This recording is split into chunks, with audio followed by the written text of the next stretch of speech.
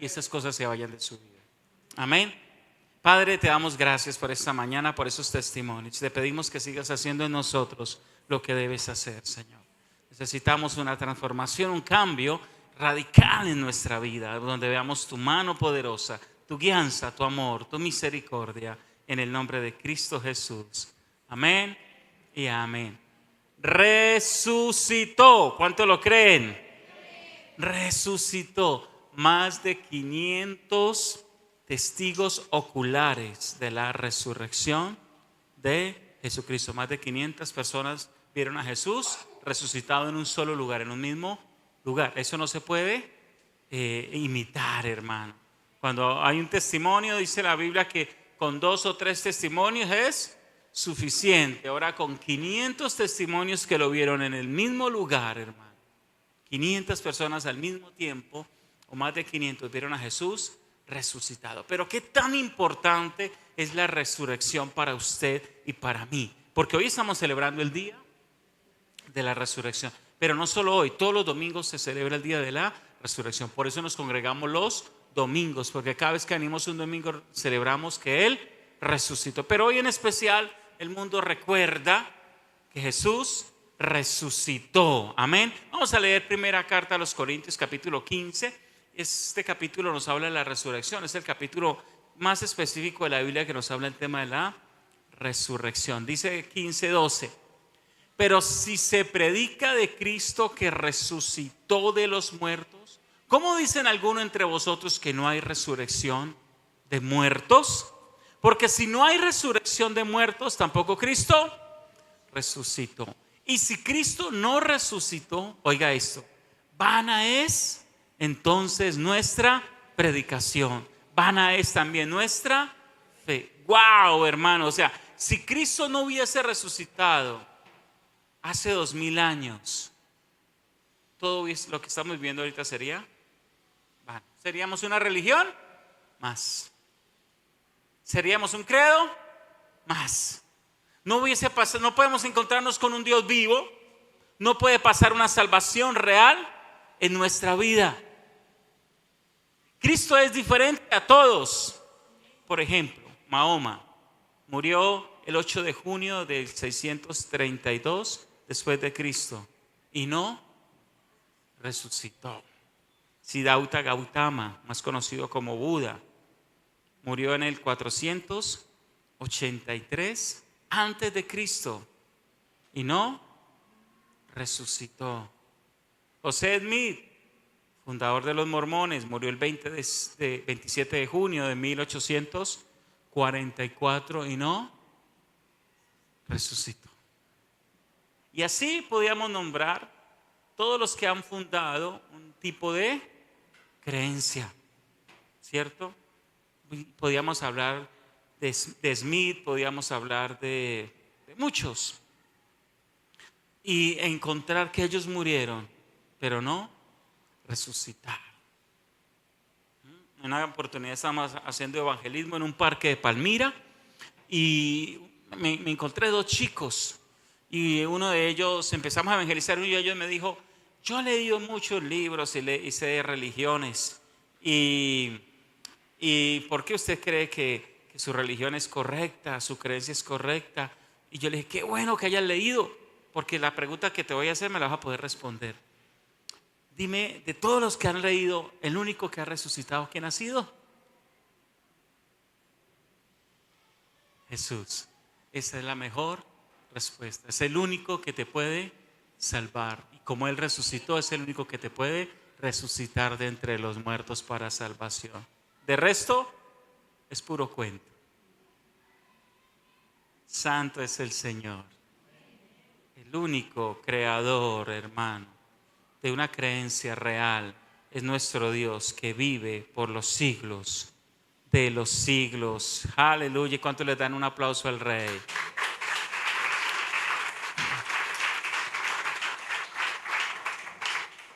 Y hay 3 puntos bastante importantes para entender el tema de la resurrección. El primer punto es el punto del pecado.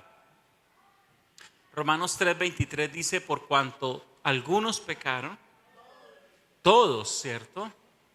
todos pecaron, están destituidos, están apartados. No son actos, ¿cierto? No pueden entrar, no pueden estar en la gloria de Dios.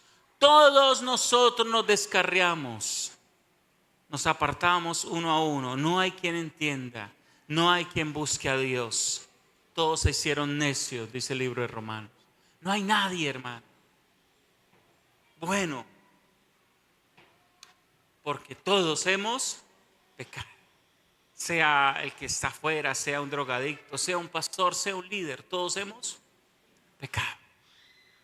Y estamos destituidos de la gloria del Señor. Es decir, estamos apartados. Hay un punto de separación de la gloria de Dios. Y el hombre ha querido alcanzar, pasar ese punto y ha inventado la filosofía, ha inventado las religiones y ha intentado llegar a la gloria de Dios y no ha podido.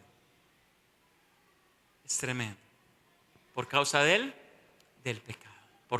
Dice, por tanto, como el pecado entró al mundo. ¿El pecado qué? Entró al mundo. ¿Dónde fue el primer pecado? Fue en el cielo. Fue en el cielo. Pero luego entra al mundo. Cuando Satanás pecó fue en el cielo, y de allá fue sacado. Lo tiraron como un rayo, dice la Biblia. Pero luego el pecado entra al mundo. Y con el pecado entra la prima hermana del pecado. ¿Sabe cómo se llama la prima hermana del pecado? La muerte. Entonces Dios no te hizo para morir. ¿Sí sabías? Dios no nos hizo para morir. Una de las cosas más dolorosas de la vida es precisamente lo contrario, la muerte. ¿Cierto? Si nos duele algo es que muera algún familiar, algún ser querido. Eso sí duele, ¿cierto? Es como si se desgarrara uno. Porque la muerte es algo muy antinatural de lo que Dios había creado. Dios nos había creado para vivir por siempre. Pero cuando entra el pecado al mundo, entra la muerte. Y esta muerte pasó a todos los hombres. ¿Por qué? Por cuanto todos pecamos. Así que, aunque la Iglesia Católica interpreta del pecado original, no existe tal pecado original. Lo que existe es una naturaleza caída o una naturaleza pecaminosa. Es decir, cuando Adán cae, peca, él muere espiritualmente. Y entra la enfermedad, ya el cuerpo empieza a desgastarse. Dios nos creó para vivir por siempre. Pero ¿cuánto vivieron los primeros hombres? Matusalén 969, Adán 920, 925, no me equivoco, 920 creo que fue. ¿Sí? Y así vivían los hombres 800, 900 años. ¿Hasta cuándo? Hasta Noé. En Noé 120 bajo Dios. Entonces ahora la edad promedio eran 120. ¿Hasta dónde? Hasta Moisés. Moisés en el Salmo 90 nos enseña que ahora la edad promedio son 80 o 90 años, hermano. Esa es la edad promedio. Imagínense, vivimos por siempre, 800 años. Estamos viviendo solo el 10% de lo que vivieron nuestros primeros. Si es que logramos llegar por allá a los 80. Wow, hermano. Entonces, mire este desgaste por causa del pecado. El cuerpo empieza a decaer. Empezamos rápidamente, pasamos 30, 40 años y ya empieza el cuerpo en un desacelere, en una reversa. Wow, hermano. Las arrugas vienen, la belleza cae, el pelo se pone blanco. Tremendo. Así que el pecado causa eso, causa la muerte. Y ahorita voy a ampliar un poco más lo de la muerte. Dice, porque no tenemos un sumo sacerdote que no pueda compadecerse de nuestra debilidad, sino uno que fue tentado en todo según nuestra semejanza, pero sin pecado. Entonces, ¿dónde está la gran clave de Jesús? Fue tentado en todo. ¿Fue tentado en qué? ¿En qué tú has sido tentado? Él fue tentado también en eso. Es que yo he sido tentado con dinero. Él fue tentado en eso. Es que yo he sido tentado con personas, con el sexo. Él también fue tentado en eso. Ay, es que yo he sido tentado a mentir. Él también fue tentado en eso. Ah, es que yo he sido tentado a vengarme. Él también fue tentado en eso. Cualquier cosa que te imagines. Y eso nos enseña algo, que la tentación no es pecado. ¿Qué es pecado? Caer en la tentación. Pero ¿cuál es la diferencia de Jesús? No pecó. Y eso contradice la teoría de que Jesús vino solo en un espíritu. Que Jesús simplemente era un espíritu y que como era un espíritu, Él no tenía ningún deseo de la carne, no tenía ningún deseo de este mundo. No, Él vino en carne y Él vino en espíritu, como todos nosotros, con un cuerpo tripartito, cuerpo, alma y espíritu. Él vino, hermano, y le tocó luchar como usted y yo, con una gran diferencia. Cristo no nace con naturaleza pecaminosa. Él no nace con naturaleza pecaminosa. Porque ¿qué hace Dios? Busca una virgen y lo concede por el Espíritu. Entonces la naturaleza de Dios ya no viene del hombre. ¿De quién viene? De Dios mismo. Por eso, ¿cómo se le llama a Jesús? El segundo Adán. Porque fue concebido como fue Adán, directamente de Dios. Y Jesús nace sin naturaleza pecaminosa. Entonces, Adán nace sin naturaleza pecaminosa. Wow, un cuerpo para vivir por siempre. Pero cuando viene la tentación, le viene la serpiente, ¿qué hace? Cede a la tentación. Jesús nace con naturaleza, también con naturaleza libre. Y que cuando viene la tentación, Jesús, ¿qué hace? Vence la tentación. Históricamente, el único que ha vencido todas las tentaciones se llama Jesucristo. Por eso, cuando usted quiera vencer la tentación, no lo vence en sus fuerzas. Haga lo que dice el Padre nuestro: no me dejes caer en tentación. Pídale al que no cae en tentación, que nunca cayó, que no lo deje caer tampoco usted. Amén. Así que así actúa el pecado. Y Jesús vence el pecado. Él no pecó. El cual no hizo pecado. No hizo pecado. Ni se halló engaño en su boca. Entonces Pedro también testifica que él no hizo pecado. Ni siquiera, dice Pedro, ni siquiera pecó con sus palabras. Ay, déjeme decirle una mentirita piadosa. Ni siquiera esas tales mentiras piadosas, hermano. Él no mintió ni siquiera con sus palabras. No pecó con su boca. Wow. Sí es fácil pecar con la boca, ¿no? Pero ¿qué dice en el libro de Santiago? Que el que domina la lengua domina todo el cuerpo. Porque la lengua pica. ¿Sí o no? Queremos opinar, hablar, decir. La lengua pica. Dice la Biblia de Santiago que es inflamada por el infierno. O sea, los demonios pican tu lengua y tú la sueltas y terminas diciendo cosas del diablo mismo. Pero Jesús no hizo eso. También dice acá Pablo en los Corintios: al que no que conoció pecado, por nosotros se hizo pecado, para que nosotros fuésemos hechos justicia de Dios en él. Entonces, ¿cómo es esto, hermano? Jesús no conoce pecado, pero él se hace pecado. Así que Jesús nace con dos naturalezas: totalmente humano, totalmente Dios, divino. Totalmente humano, Jesús. Totalmente divino, Cristo. Estos dos se les llama la unión hipostática, y ahí viene el nombre de Jesucristo. ¿Qué significa el nombre Jesucristo? Humano y divino. Humano y divino. Él viene. Ahora, ¿Dios puede morir? ¿Qué dicen ustedes? ¿Dios puede morir? No, porque Dios no tiene ni principio ni fin. Nadie, usted nunca va a ver el entierro de Dios. Ay, van a enterrar a Dios, ¿qué vamos a hacer? No, nunca. Tranquilos. ¿cierto? Entonces la parte divina de Jesús no iba a morir en la cruz. ¿Qué iba a morir? La parte humana. Y eso es una de las teorías que predican los musulmanes. ¿Cómo van a decir que Jesús era Dios si Jesús murió?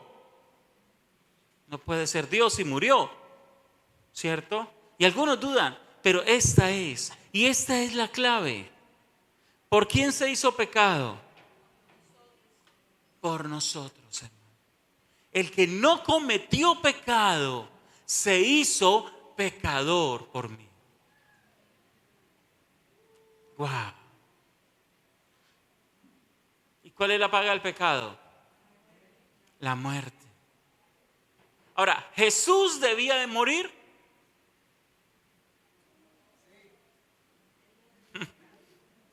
Por nosotros, ¿cierto? Pero por su pecado, no, ¿cierto? Por nosotros sí, por nuestro pecado. Nosotros tenemos que entender esto. Y ¿sabe? A veces a los niños queremos criarlos en el temor de Dios y no les enseñamos el principio del cristianismo. Nosotros a veces, es que mi niño es tan bueno, ¿cómo le va a enseñar que es pecador? Es que es tan lindo, tan tierno, ¿cómo le va a decir que es pecador? No le enseñamos que él es pecador. Pero los padres debemos aprender esto. Y hay historias que los padres han creado para enseñarle. Por ejemplo, hay una historia que se volvió famoso. Se llama Narnia. Un padre quiso enseñarle la historia de Jesús a sus hijos. Y como a sus hijos les encantaban las historias maravillosas, ¿qué hizo ese padre? Escribió Narnia. Y le enseñó cómo el león de la tribu de Judá moría por unos jóvenes. Cómo fue llevado al altar y fue muerto. Pero por la ley de Narnia, el león no podía morir. ¿Y qué hace? Se devuelve a la vida. Otro padre le contó a su hijo. Había un hombre que tenía una granja y tenía un cordero y un cerdo. Y los bañaba en la mañana. Y el hombre se iba a trabajar al campo y volvía a la tarde y el cordero estaba limpio, pero el cerdo estaba sucio, porque había detrás de la casa un pantano y siempre el cerdo se metía al pantano. Y el hombre le decía al cerdo, ¿por qué siempre lo haces si yo te digo que no lo hagas? Y él decía, no lo sé, me gusta y termino haciéndolo. Y así lo hacía todas las mañanas, lo bañaban, hoy no te metes al pantano. Y en la tarde llegaba y el cordero estaba limpio y el cerdo estaba sucio. Esta historia un padre le cuenta a sus hijos. Pero un día se levanta el cerdo en la mañana y no está el cordero. No está el cordero por ningún lado. Y le dice lo mismo el hombre al cerdo. Te dejo limpio, por la tarde quiero que estés limpio. Y cuando llega el hombre por la tarde, el cerdo está limpio. Limpio. Y el cerdo está sorprendido porque está limpio. Y él le pregunta al amo, ¿por qué estoy limpio? Y él le dice, es que tu problema era tu naturaleza de cerdo. Como tenías naturaleza de cerdo, corazón de cerdo, te bañabas en el pantano. Entonces anoche mientras dormía, le pregunté al cordero que si quería dar la vida por ti. Y matamos al cordero, sacamos el corazón del cordero y te lo pusimos a ti. Y así cambiamos tu naturaleza. Y ya no tienes naturaleza de cerdo, tienes corazón de cordero. Y el corazón del cordero te cambió. Esa es la historia de los que conocemos al Señor. Cerdos con corazón de cordero.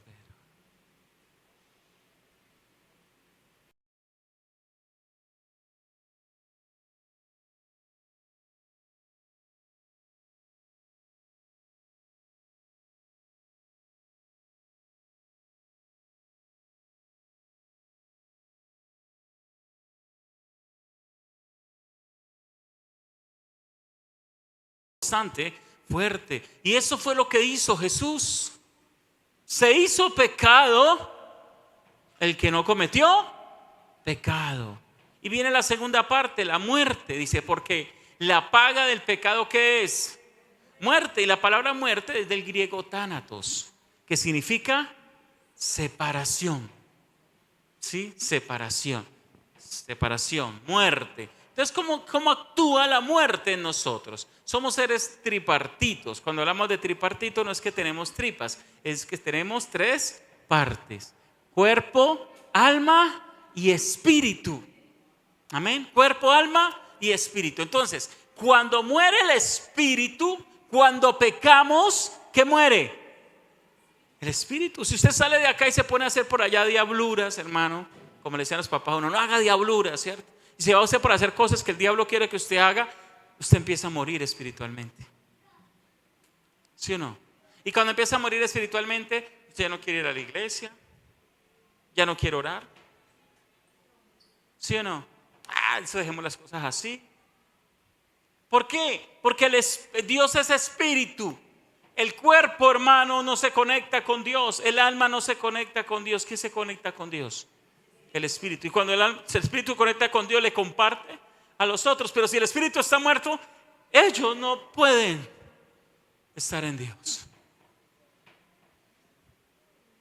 Entonces viene la muerte espiritual por causa del pecado. Y el mundo está muerto espiritualmente. Todo el mundo hemos experimentado muerte espiritual, porque al nacer con una naturaleza pecaminosa, pecamos, hermano.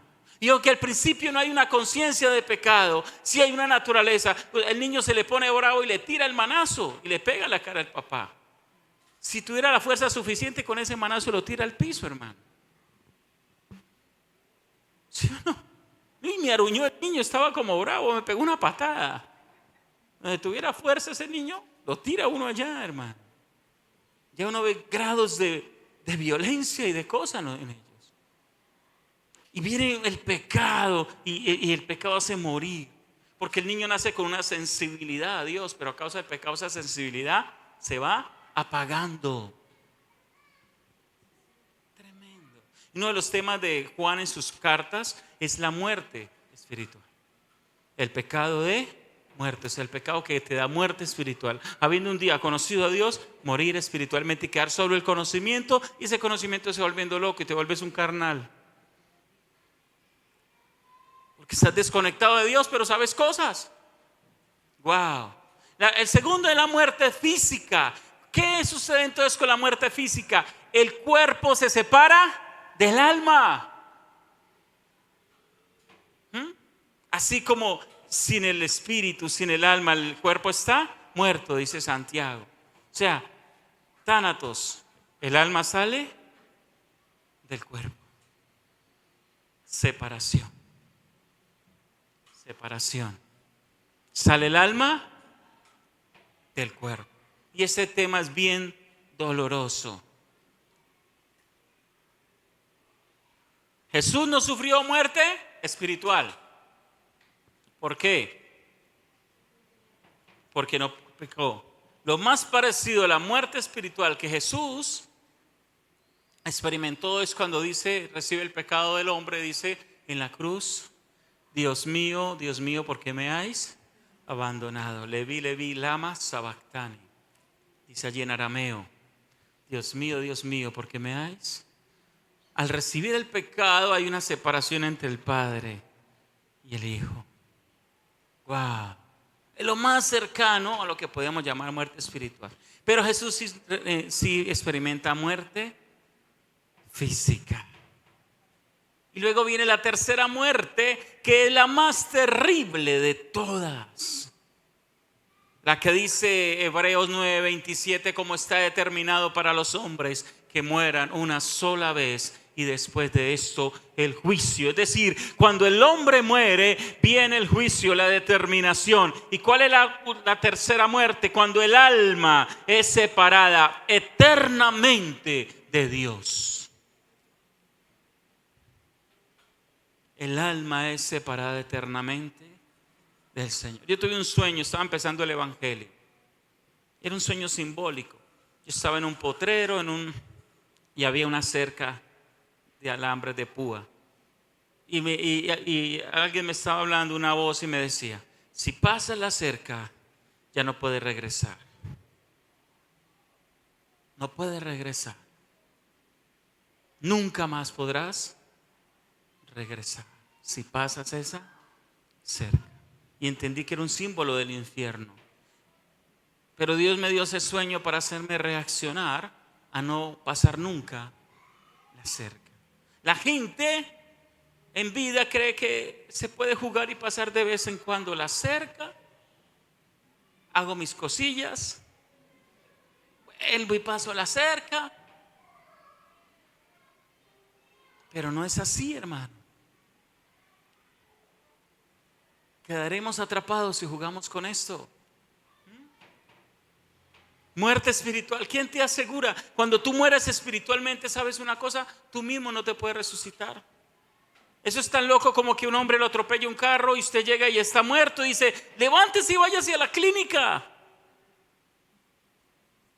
para que lo sanen. Vaya, él ya no puede. Cuando alguien muere espiritualmente, hermano, solo la misericordia de Dios lo podría devolver.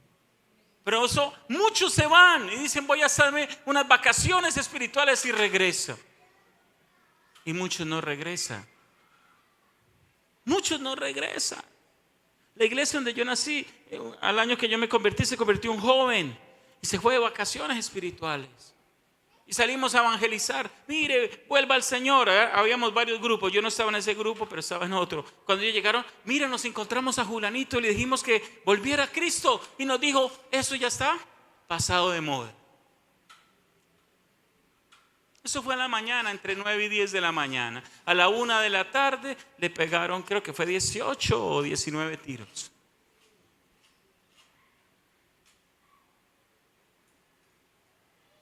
Una chica líder de la iglesia empezó a rumbear, a irse a bailar y se compró una moto y en medio de toda su locura salió y en una curva, hermano, contra una turbo se desnucó instantáneamente.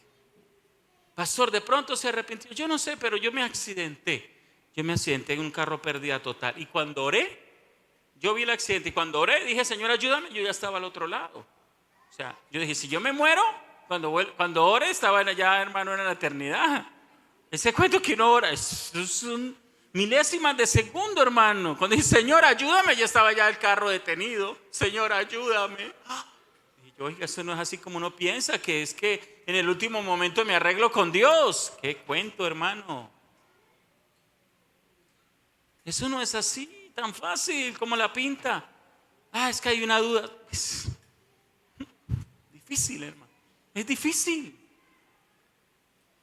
Muerte. Entonces viene el tema de la muerte. Entonces Jesús no muere por el pecado propio, muere por mi pecado. Él va y muere por mi pecado. Y desciende a lo profundo. Desciende a lo más profundo y salva a los que esperaron en su sacrificio. En el Antiguo Testamento la gente guardaba la ley, pero nadie guardó realmente la ley. Todos en algún momento la violentaron. Entonces, ¿qué decía la ley?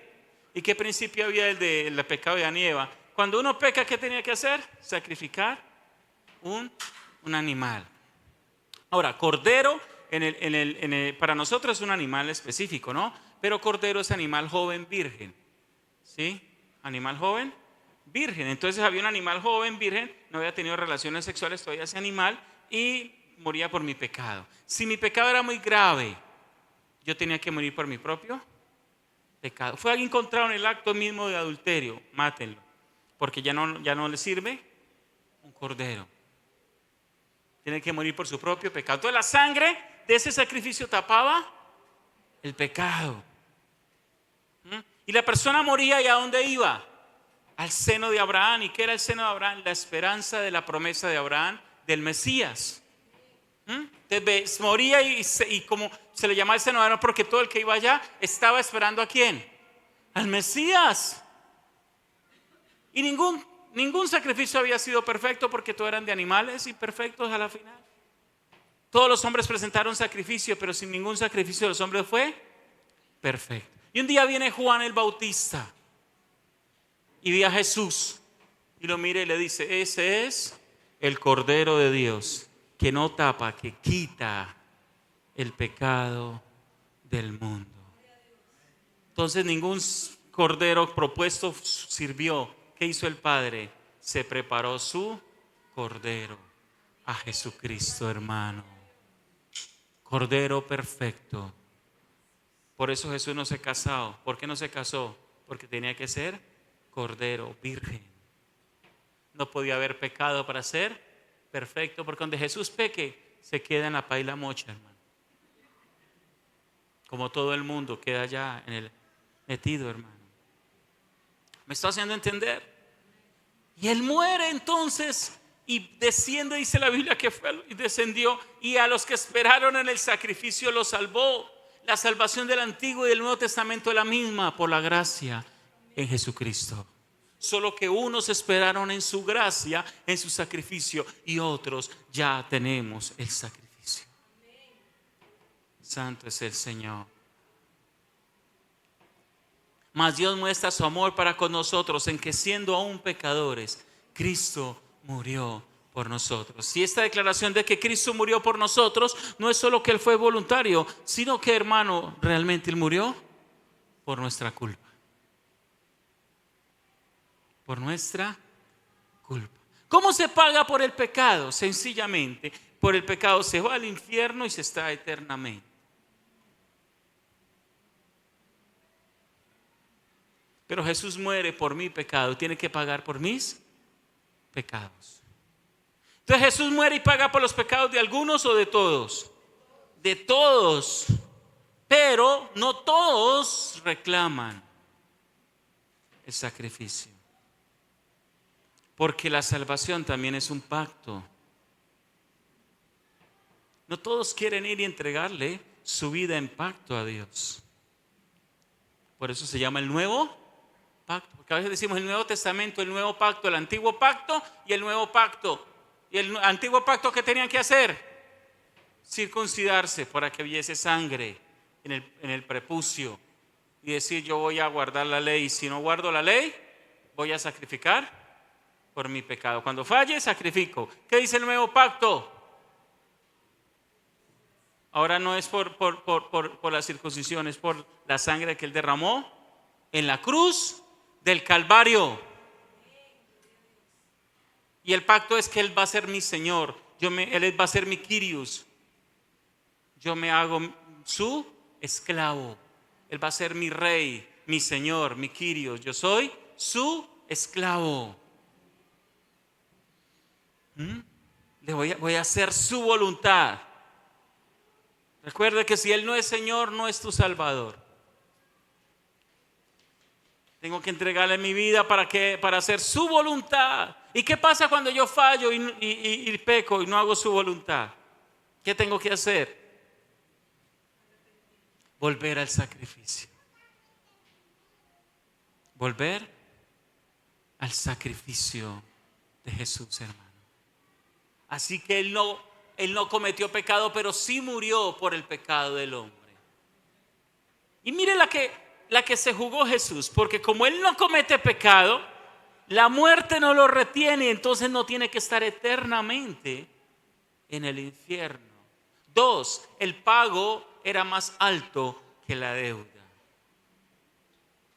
No estaba muriendo un ángel, no estaba muriendo otro pecador, estaba muriendo el Hijo de Dios, 3 veces santo.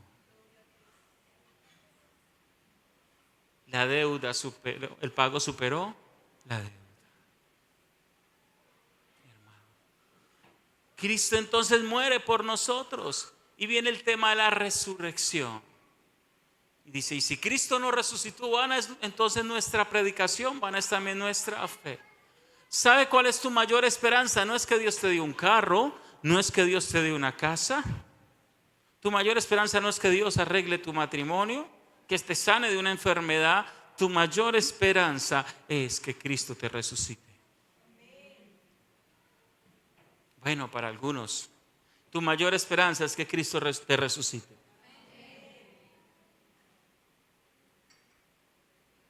Hermano, yo le hablé que hay 2 muertes, ¿no?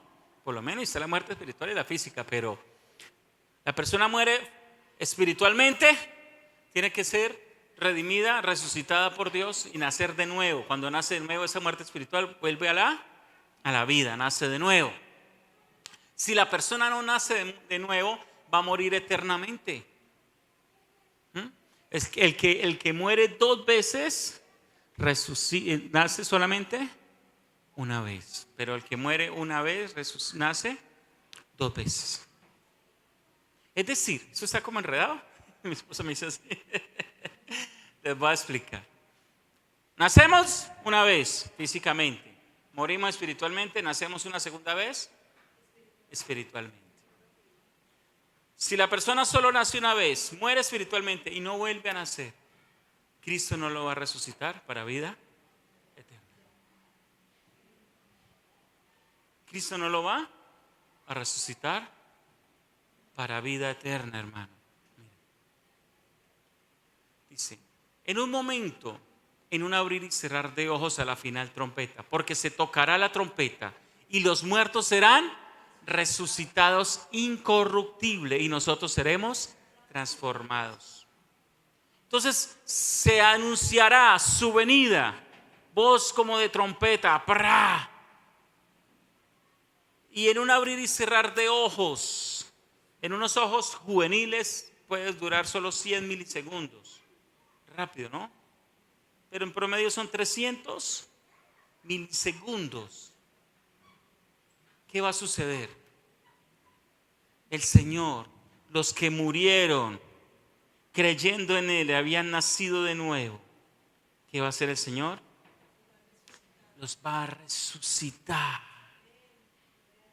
Ya no en el cuerpo corruptible, sino que el Señor va a sanar totalmente su cuerpo.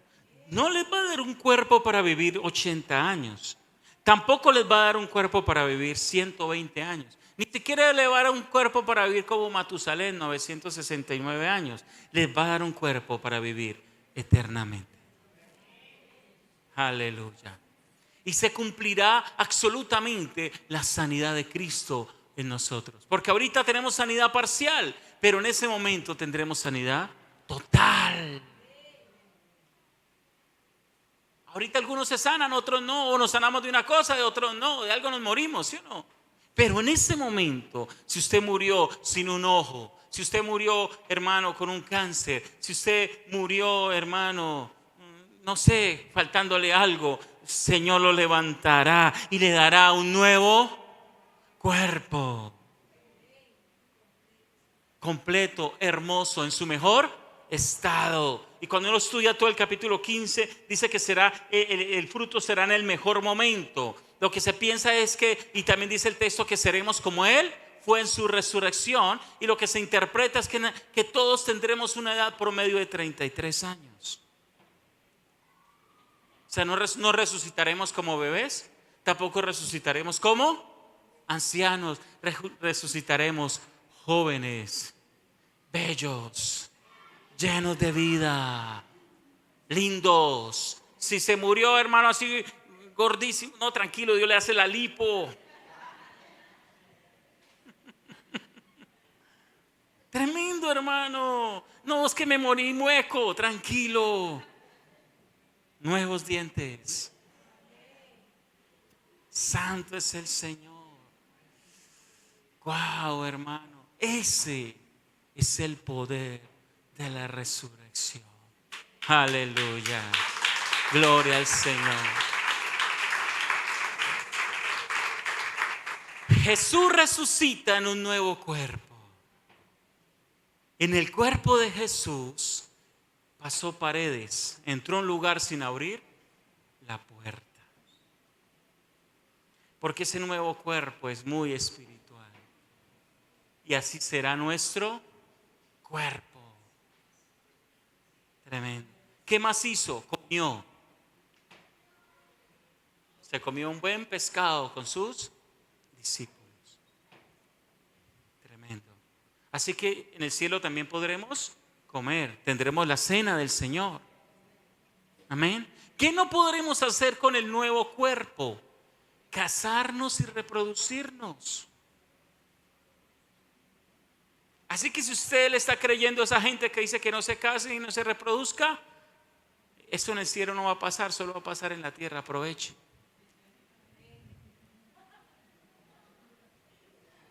¿Sí o no? Cuando llega al cielo, ay, yo porque no conseguí esposa nunca.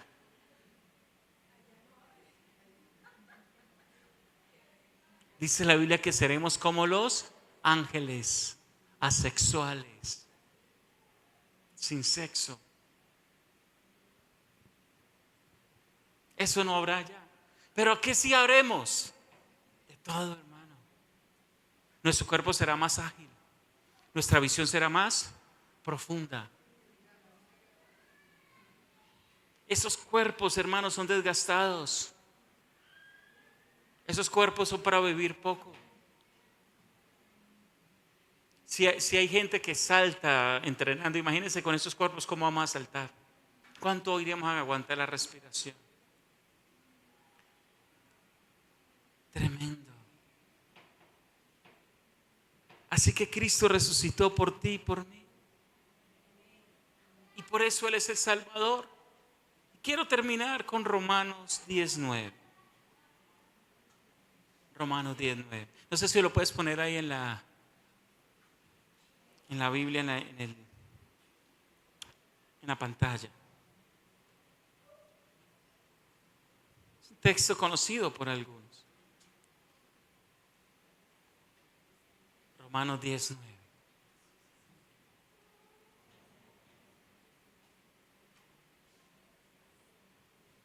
Dice el texto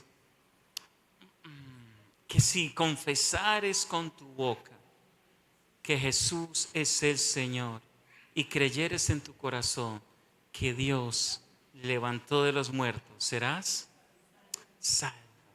Que si confesares con tu boca. La palabra confesar que traducen allí, lo que dice Pablo en el griego es que si homologeio.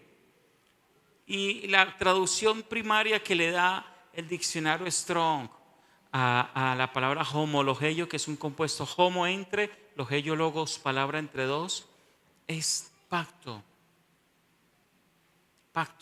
compromiso eterno. El texto está diciendo, si tú respondes al pacto con tu boca, escúcheme esto. Dios hace una promesa, no encontrando por quién jurar, por quién dice. ¿Por quién me lo juras? Te lo juro por mí mismo. Wow. ¿Te lo juro por qué? Porque ¿qué hace uno? Se lo juro por mi mamá, ¿cierto? Se lo juro por mi papá. ¿El qué hace? Te lo juro por mí mismo. Que no, que lo cumpliré. Entonces, la salvación en el contexto de pacto es que Dios no se va a echar para atrás. Entonces, cuando tú entras en el pacto de la salvación, Dios no se va a echar para atrás. Pero el pacto, ¿qué dice la regla del pacto? El que se eche para atrás muere. Tú quizás sí te puedes echar para atrás, pero Dios no se va a echar para atrás. Así que en ese momento la persona dice, entro en pacto. 10:9, Romanos 10:9. Entro en pacto con Dios. Confieso. No necesito testigos porque Dios es testigos. El mediador es Jesucristo. La sangre del pacto es la sangre derramada en la cruz. ¿Y cuál es el pacto? Si en algún momento lo ponen aquí en pantalla, dice que si confesares con tu boca que Jesús es el Señor. ¿Es qué? El pacto no es una oración de unos segundos, el pacto es un compromiso eterno. Donde yo le digo a Jesús que me gobierne, que Él sea el Kyrios de mi vida, que me gobierne todos los días y todas las decisiones, que yo me hago siervo.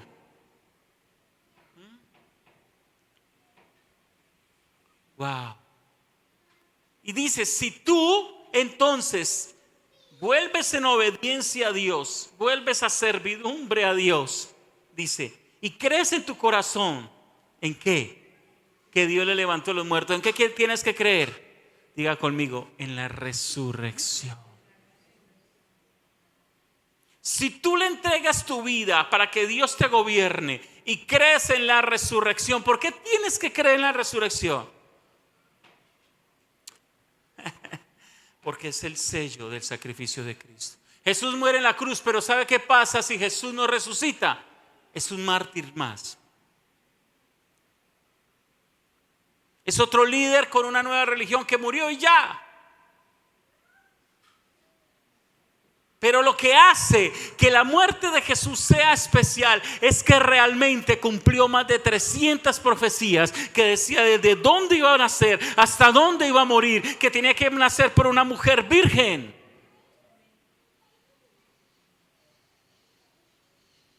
Hermano, que Él es el Cordero de Dios, que Él es la solución para nuestro pecado. Porque tú tienes que entrar en obediencia. Sin embargo, Dios conoce tu desobediencia y mi desobediencia. Y que dice, si tú entras en este pacto, tendrás que vivir para servir a Dios, para hacer su voluntad. Y cuando falles, tendrás que ir al sacrificio, como iban en el Antiguo Testamento, llevaban un sacrificio en la mañana o en la tarde. Tendrás que ir al sacrificio lo más rápido posible y decirle, Señor, perdóname, te desobedecí. Me salí del pacto y merezco morir de nuevo porque fallé al pacto. Vuelve a tener de mí misericordia. Vuelve a lavarme con tu sangre.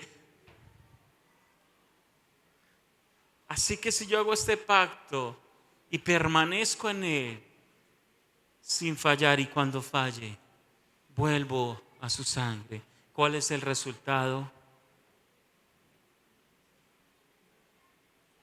Serás salvo. Serás salvo. Qué versículo tan poderoso. Serás salvo. No serás salvo porque vas de vez en cuando a la iglesia. No serás salvo porque tus parientes fueron salvos.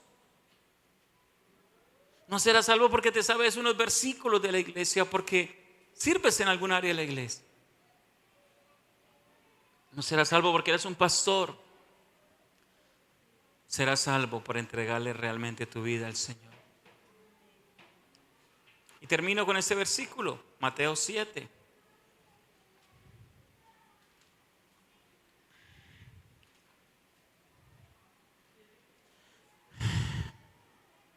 Mateo 7, 21.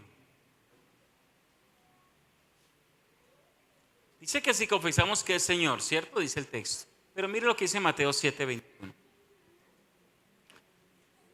No todo el que me dice, Señor, Señor, entrará en el reino de los cielos, sino el que hace la voluntad de mi Padre.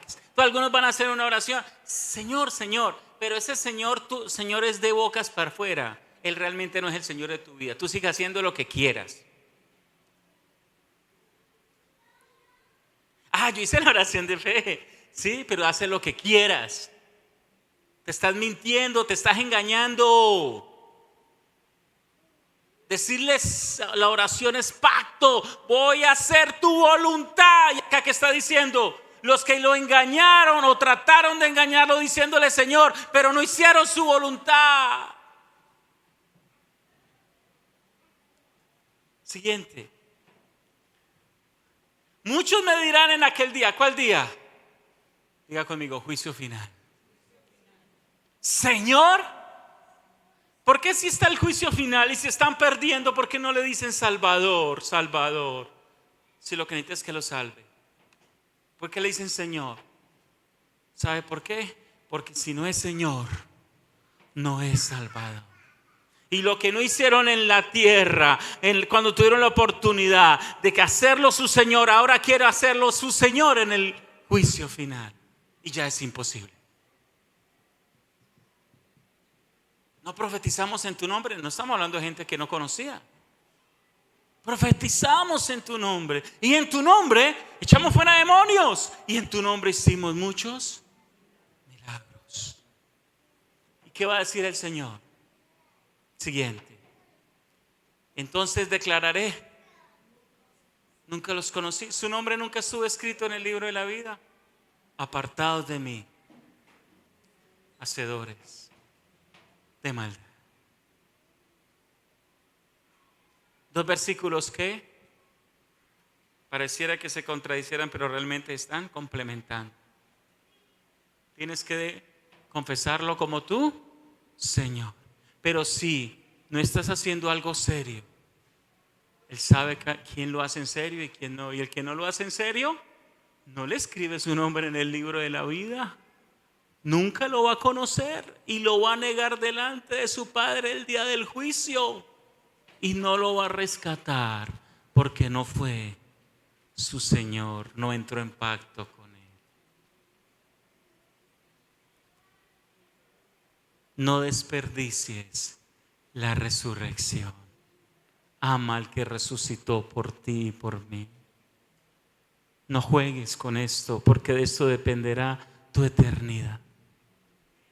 Vamos a ponernos de pie.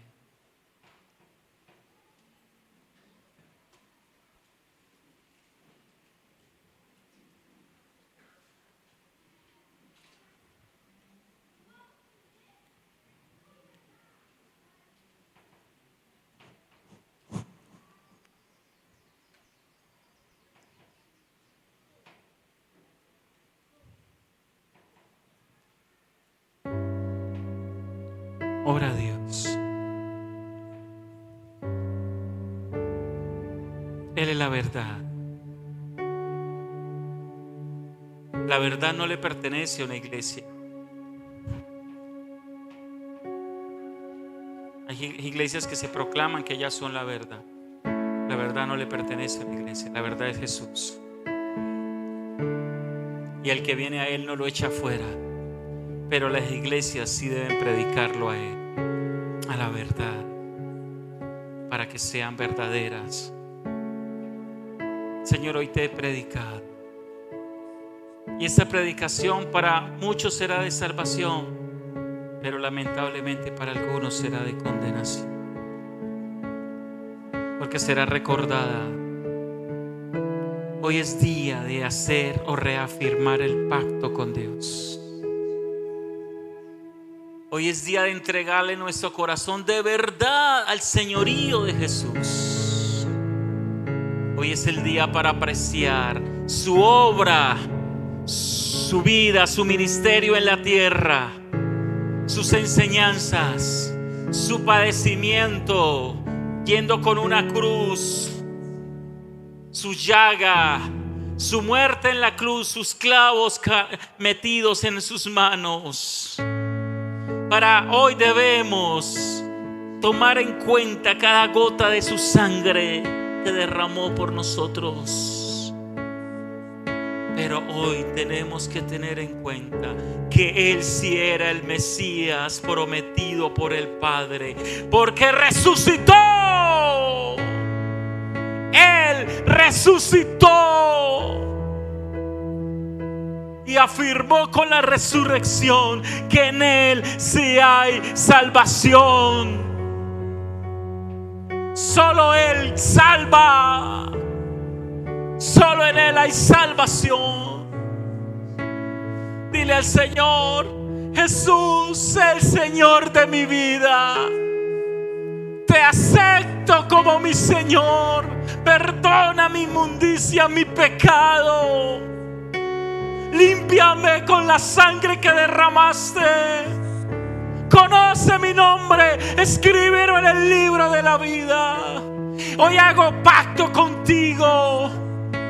Por tu sangre te recibo. Sé mi Señor, gobierna mis decisiones, todas las áreas de mi vida. Y cuando te falle, volveré a ti lo más rápido posible, a que me limpies y a retornar al pacto.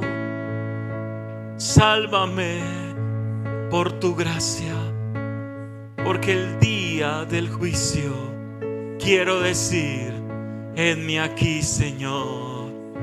Gracias por tu amor y misericordia. Gracias por la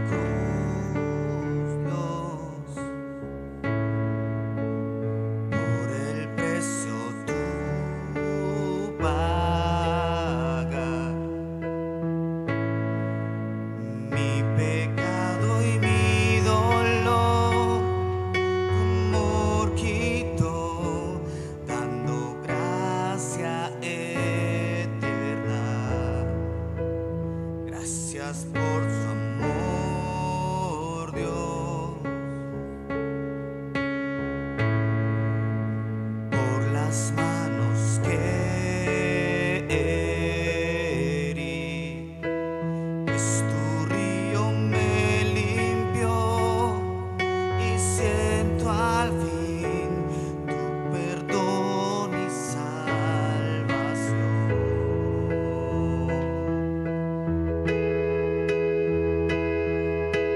Digno eres, Señor, que en tu trono estás. Hoy te coronamos, Rey, y reinas con poder. Altísimo Señor, Jesús, Hijo de Dios,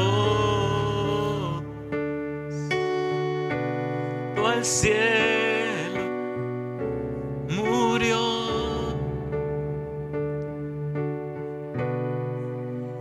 Digno es el Señor. ¿Sabes? Tu mayor problema no es económico. Tu mayor problema no es sentimental. Tu mayor problema no es los nervios. El mayor problema, porque todo esto pasará. El mayor problema es la condenación, porque es eterna. Eso no se quitará. Pero también tu mayor regalo que te pueden dar no es una casa, un carro, ni siquiera es un órgano, que alguien te regale un pulmón, un hígado. Tu mayor regalo se llama Jesús, el sacrificio de Él en la cruz, porque gracias a ese regalo tienes vida eterna. Gracias a ese regalo hoy puedes ser libre del pecado y nacer de nuevo. Gracias, Señor, por el regalo de la salvación, por la gracia en Cristo Jesús. Gracias, Señor, hoy nos recordamos esto y te pedimos que esta iglesia sea una fuente de salvación por gracia, por medio de Jesucristo, para muchas familias, personas, en el nombre de Jesús. Dale un aplauso al Rey. Aleluya.